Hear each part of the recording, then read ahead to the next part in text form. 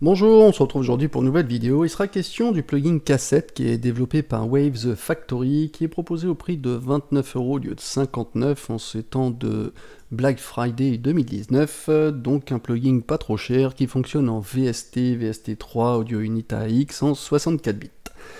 Donc Cassette est un plugin audio qui émule en fait les bandes en fait de platine cassette. C'est un plugin qui est issu de la modélisation de plusieurs types de bandes de cassette, type 1, 2, 3, 4, on en verra les différences juste après, et également d'enregistreurs lecteurs cassette qui sont dans la version Pro en fait une émulation de la Tascam 414 Pro, et pour la version micro, c'est-à-dire le dictaphone Omega Reporter, qui n'est pas forcément un gage de qualité musicale puisqu'il sert juste de dictaphone, et vous avez une position intermédiaire, on verra tout à l'heure Home, qui est un compromis entre les deux. Alors quel est l'intérêt de chercher à obtenir en fait un son de moins bonne qualité? Tout simplement parce que on est en pleine tendance des sons vintage, son des années 80, la synthwave, le lo-fi, jazz-up, chill-up. Donc ici l'intérêt c'est de retrouver en fait ce type de son qui est assez chaud, avec une douce saturation qui lisse les fréquences extrêmes, hein, les fréquences basses et aiguës sont lissées, donc ce qui fait que le son est plus chaud. Et aussi on aime bien les petits artefacts, les petites imperfections en fait qui sont dues au contact de la bande avec la tête de lecture, qui génèrent des petits ralentissements, des micro-ralentissements, accélérations, qui font aussi que le pitch est changé, on a des petites variantes de pitch, donc tout ça est pris en compte avec ce plugin Cassette qu'on va charger tout de suite. Alors, Cassette, je vais le mettre sur la piste master. Toc, et je vais le mettre devant mon limiteur, c'est un color limiteur, mais dont j'ai désactivé la couleur, juste il fait son rôle de limiteur pour pas influencer la couleur sonore. Alors, concernant l'interface, ici tout en haut on peut cliquer, on a ceux qui ont créé le plugin. Ici on a accès aux presets par défaut, vous pouvez sauvegarder ou sauvegarder sous un autre nom vos propres réglages bien évidemment. On a une sélection faite par des artistes et la librairie par défaut, avec des pré-réglages par défaut. On peut aller changer comme ceci et revenir par défaut comme cela. Ici on a un menu déroulant avec ce qui reprend exactement quand on clique là, avec les designers, ceux qui ont créé le plugin. On peut accéder au manuel, au site, au dossier des presets, à revenir à la taille par défaut, puisqu'effectivement on peut ajuster, il est responsive, la taille comme on veut jusqu'à un maximum comme ceci. Et ici, revenir par défaut et annuler l'animation, c'est-à-dire le fait qu'il tourne si vous voulez gagner un petit peu en ressources, mais moi j'aime bien le faire tourner parce que c'est beau. Voilà. Ensuite, on a des boutons d'entrée de gain et de sortie de gain, on y reviendra après. Ici, la sélection, la modélisation de la Tascam 414, ici de l'Omega, ici le concentré, un mixage D2. Ici, on a le choix donc du type de cassette. Donc le premier, c'est type 1, normal, type 2, type 3 et type 4. Ici, on a les boutons qui correspondent à des, on va dire en quelque sorte, à des macros, puisqu'ils vont faire appel directement aux paramètres qu'on trouve ici, qui sont divisés en 4 sections. La section de gauche, en fait, c'est la section qui concerne tout ce qui est effet sur la bande en direct. La section de droite, avec le wow and flutter, le pleurage et scintillement, c'est la section stabilité, qui vont être gérées avec le paramètre ici, stability. En bas, ici, on a ce qu'ils appellent des effets, on appelle un effet bonus, en fait, c'est des petites choses qu'on peut rajouter directement aussi en sortie de son, et ici les effets de dégradation, d'usure, avec la dégradation et dropout, qui sont gérés, des paramètres qui sont gérés avec le bouton artefact. Alors on va commencer ici avec le bouton Input qui est un peu différent de ce qu'on a l'habitude d'avoir, puisque il va gérer, c'est le point de signal de gain d'entrée, mais il est compensé par des effets. Et les effets suivant ce que vous allez activer ici. Quand on active les fréquences de réponse, c'est justement parce que on va activer en fait la fréquence de réponse suivant l'appareil qui est utilisé, c'est-à-dire ici en Pro, Home ou Micro. saturation, compression, le noise, automute, on va reparler après, l'oversampling aussi. Donc on va donner un exemple tout de suite. Enfin, avant de donner un exemple, je vais peut-être... là, je suis en train de faire une compo style, justement, Synthwave, années 80, avec uniquement des plugins de Massive. Je vais vous en faire écouter un petit bout. Et justement, après, l'écouter avec la cassette pour voir, justement, qu'on est projeté dans les années 80 avec ces petits effets. Ça fait bien sympathique. Je vous fais écouter rapidement la petite compo. Et après, on va appliquer l'effet.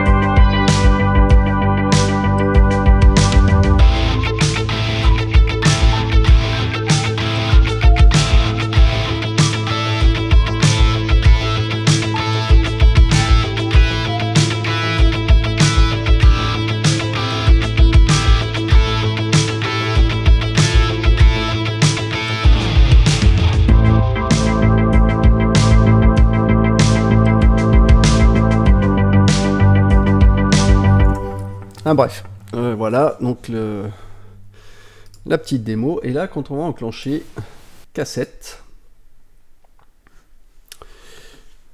c'est là où on va apporter nos effets. Alors déjà, le paramètre, rien qu'avec celui-ci, qui, comme je vous le rappelle, est lié un petit peu à tout ce que vous avez activé ici, va permettre de gérer le signal d'entrée, mais il sera compensé justement par les effets. Plus on va monter au niveau des dB, plus on va apporter de saturation et de compression et baisser les hautes fréquences. Et plus on va descendre, on va baisser la saturation, augmenter les hautes fréquences et générer du bruit.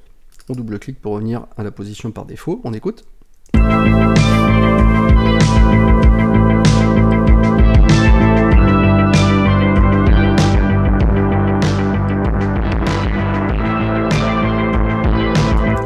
Là, on sature à max, ça compresse à max et on n'entend plus beaucoup les hautes fréquences. Et là, on va redescendre, on va récupérer les hautes fréquences et générer un peu du bruit supplémentaire.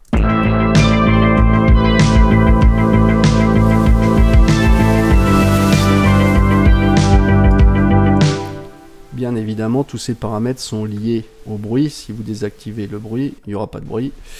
Bien évidemment, on peut par exemple supprimer la compression et la réponse de fréquence.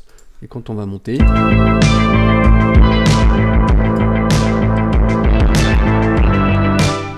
on n'a que la compression,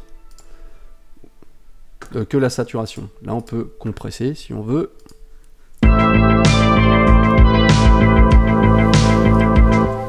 Ok, vous aurez compris le principe.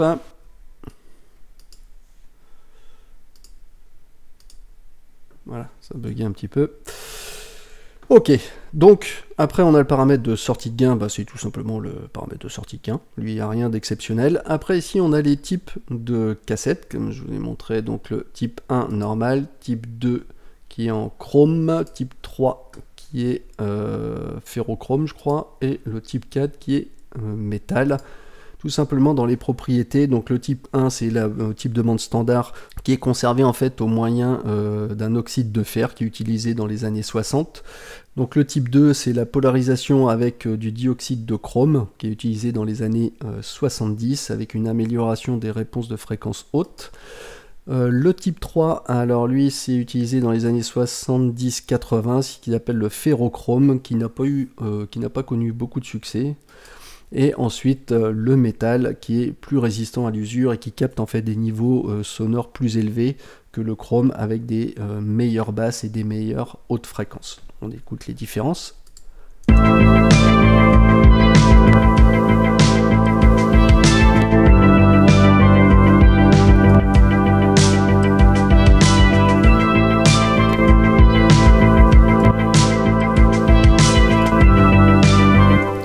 On entend bien les différences. Bon, je vais baisser le statique parce que le noise, c'est un peu embêtant. Voilà.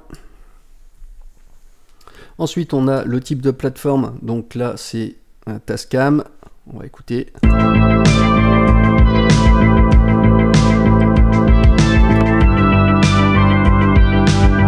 Entre le micro et la Tascam.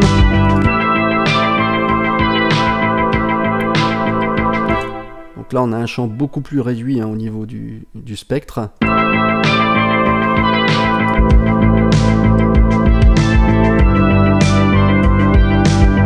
Vous voyez, c'est très chaud le son. Regardez, hop, 100. Et avec l'effet de cassette.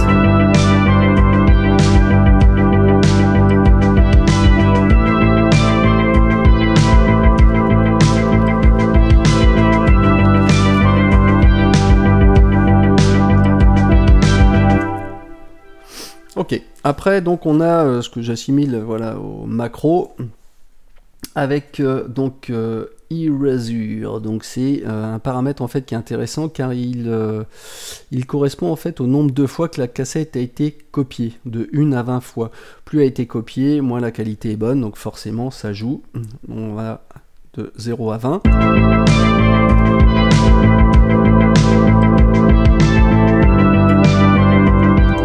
Alors c'est pas forcément flagrant sur la version pro, sur la micro, ça devrait être plus marquant.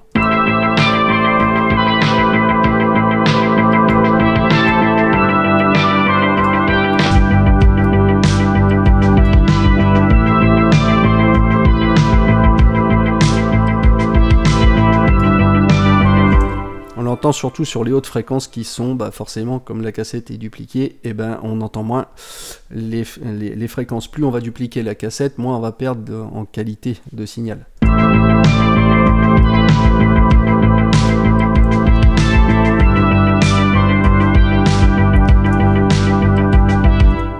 Ok.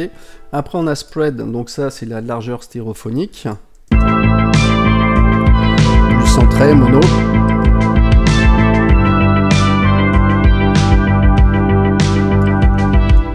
Donc là c'est clair. Après on a le paramètre de stability, donc il va de 0 à 100%. Alors lui il va contrôler la stabilité, c'est-à-dire les paramètres ici de wow and flutter. Donc quand il est à 100% ici, on est à 100% stable, et quand on est à 0, on est à 0%, donc on est en totale instabilité. Je vais supprimer le bruit pour le moment.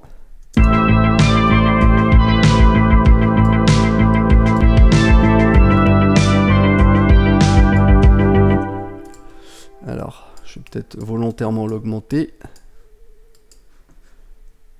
Là, je suis stable.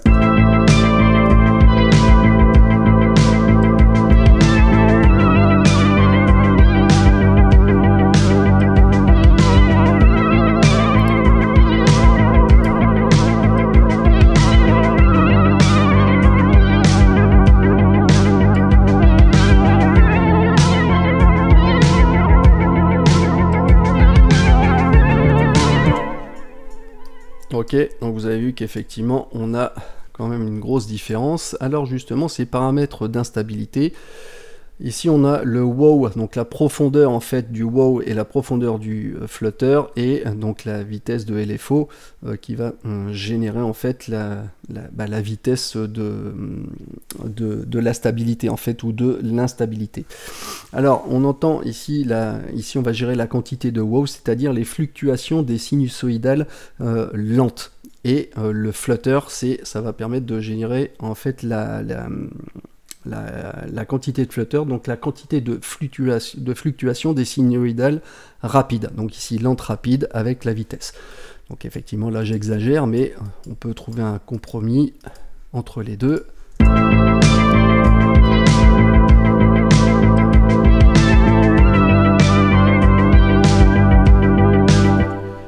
Et ici, on a le Stability Randomness qui lui va permettre de contrôler, d'ajouter en fait une composante aléatoire sur le wow and flutter.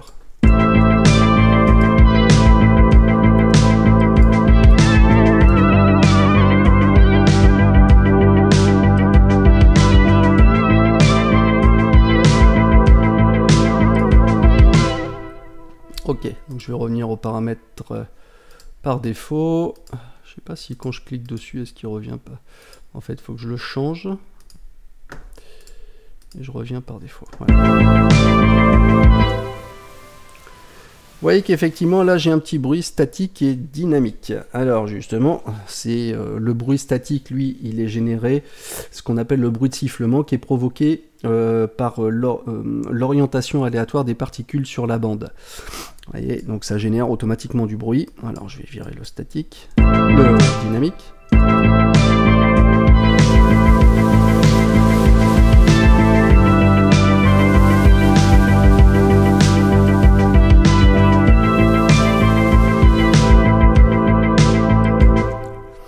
Et après, on a ici le bruit donc dynamique, qui lui, c'est ce qu'on appelle le bruit d'aspérité, qui est dû aux imperfections de la surface de la bande.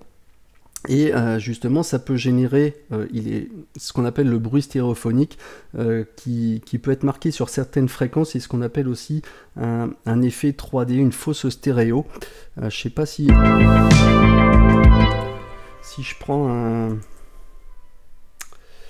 un utility mono, je vais essayer de voir, je sais pas si ça va marcher pour expliquer. Je vais le mettre devant cassette, donc je suis en mono, donc on va enlever toutes les artefacts, la largeur stéréo là,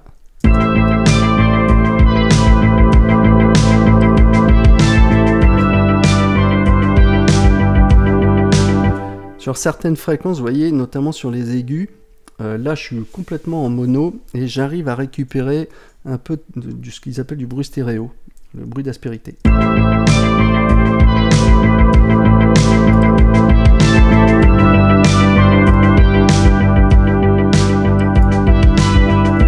C'est subtil, hein, il faut écouter au casque, mais voilà. Donc je désactive mon mono. Et ensuite on a donc les artefacts, donc de 0 à 100%. Donc lui il va contrôler ce bouton l'usure, c'est-à-dire avec les paramètres ici, on a l'usure, dégradation et dropout. Donc il contrôle l'usure, la dégradation, c'est-à-dire avec la perte des hautes fréquences dans tout ce qui est rythme lent, avec dégradation, et dans tout ce qui est rythme rapide avec le dropout, ce qu'on appelle l'abandon. Là on va perdre les fréquences, certaines fréquences sur les rythmes rapides. Et le bouton en fait, quand il est au max, eh ben, on aura un maximum d'effets. Alors je sais pas comment il est réglé ici.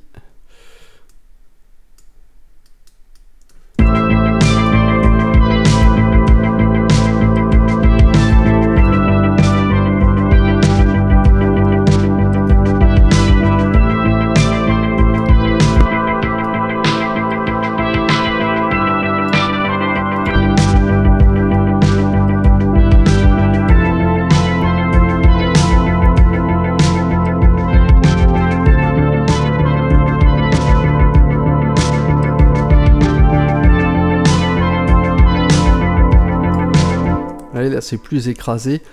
Donc ici on peut régler donc la profondeur de la dégradation avec la vitesse assignée au LFO, et ici pareil avec l'abandon, et ici on a un random snap, alors qui est assez intéressant parce que lui il permet de faire comme si la bande se coinçait, et d'ailleurs elle est indépendante de l'artefact parce que même quand l'artefact est à 0, l'effet fonctionne.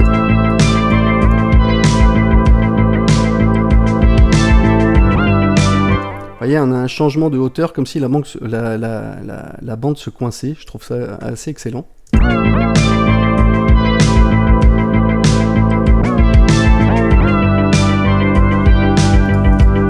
Ok, bon, là, je vais revenir aux paramètres. Alors, je vais changer de paramètre et je vais revenir par défaut. Ok, donc brièvement je reviens sur les paramètres avant de voir les paramètres bonus. Ici donc la fréquence réponse, ben, on l'active ou pas, ça veut dire est-ce qu'on prend en compte les modèles ici de lecteur enregistreur cassette, est-ce qu'on active ou désactive la saturation, la compression, et ici on a auto noise mute, ça veut dire que s'il est activé et qu'on a le noise d'activer, il va rester de façon constante, ou soit il va se caler en fonction des dB. C'est-à-dire tant que ça joue, tant qu'il y a du signal, le noise va arriver. Et dès qu'il arrête et que ça descend au niveau d'un certain nombre de dB, hop, automute. Et après on a le paramètre d'oversampling qui est, si on autorise le suréchantillonnage, en général on a cette option quand on a des plugins qui génèrent en fait des harmoniques. Donc en gros ça permet une meilleure linéarité au niveau des bandes de fréquence. D'accord ? Donc après on a les paramètres crossback, azimut, intermodulation, recassette et mix. Alors le crosstalk, lui le crosstalk c'est ce qu'on appelle la diaphonie, c'est-à-dire une interférence d'un signal qui va dans un autre. C'est la fuite d'un canal en fait vers un autre. Ça peut créer un effet 3D et réduire la largeur stéréophonique des hautes fréquences pour gluer le tout. On peut faire un test. Alors je vais volontairement, donc je laisse le mix au maximum. Je vais volontairement l'accentuer. Et du coup, je vais mettre la largeur stéréophonique à 0 et je vais réactiver le mono. Pour voir que, effectivement, quand on joue avec ce paramètre crossback, on va créer un effet 3D, réduire la largeur stéréophonique des fréquences hautes.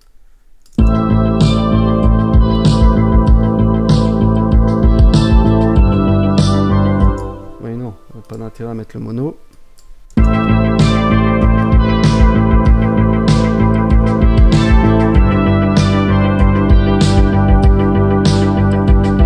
Vous voyez, les fréquences hautes sont plus resserrées, c'est glué.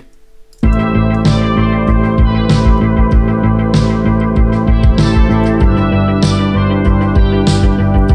récupère on sent un peu plus les fréquences hautes. Donc ça, c'est le crossback. Ensuite, on a l'azimut. Donc l'azimut, ça génère des variations qui sont dues à l'angle en fait des têtes de lecture, qui peut en fait détruire certaines fréquences élevées et créer ce qu'on appelle un effet de Hasse. C'est l'effet de précédence. J'avais déjà fait un tuto sur, vous tapez sur ma chaîne Hasse Effect ou effet Hasse ou effet de précédence, vous allez tomber dessus. Donc justement, ça génère un petit décalage qui va faire qu'on a un effet que les canaux en fait seront légèrement décalés. Justement, c'est sur ce paramètre où je vais activer, je vais faire comme si on était en mono, et pour se rendre compte que voilà, ça génère, ça rend un peu plus présent le son.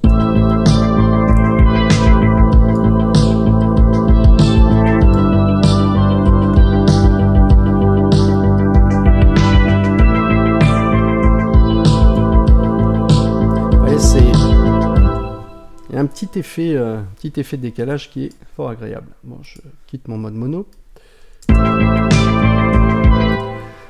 Après, on a le paramètre d'intermodulation. Lui, c'est un effet qui est produit quand on module l'amplitude d'un signal avec un autre pour générer en fait de nouvelles harmoniques.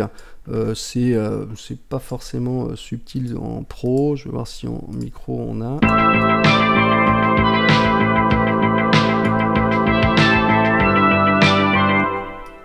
Ensuite, on a recassette qui va de 1 jusqu'à 4. Alors ça, c'est un effet qui est intéressant puisque ça va faire l'effet de comme si votre cassette avait été réutilisée jusqu'à 4 fois. Imaginons vous enregistrez un bon signal de référence sur un vinyle, par exemple, sur votre cassette, donc le son est bon.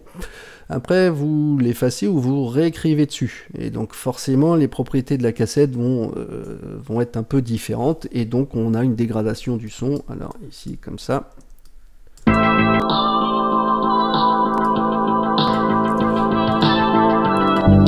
vais me remettre en meilleure qualité.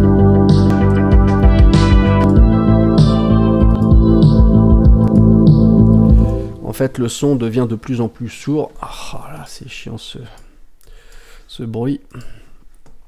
Donc voilà, comme si voilà, plus on réutilise la cassette, plus le son est sourd. Et ici, on dose en fait l'intensité des effets.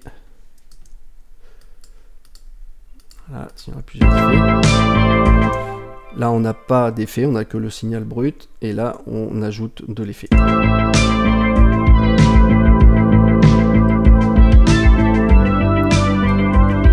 Donc on a vraiment des réglages sur mesure. Voilà, bah, c'en est tout pour ce plugin cassette qui, moi, je trouve excellent parce que vraiment, vous voyez, on peut utiliser d'autres presets. Essayer de voir ce que ça peut donner.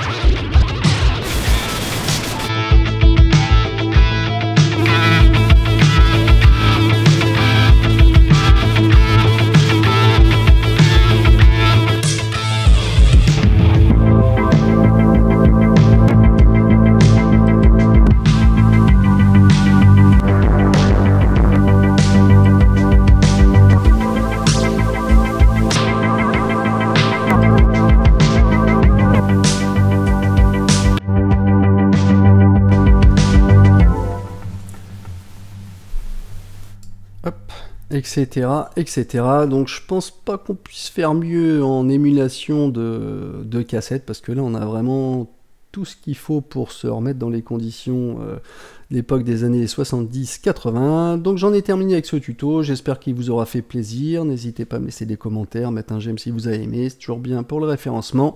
Et je vous dis à bientôt pour de nouvelles vidéos. Allez, ciao ciao.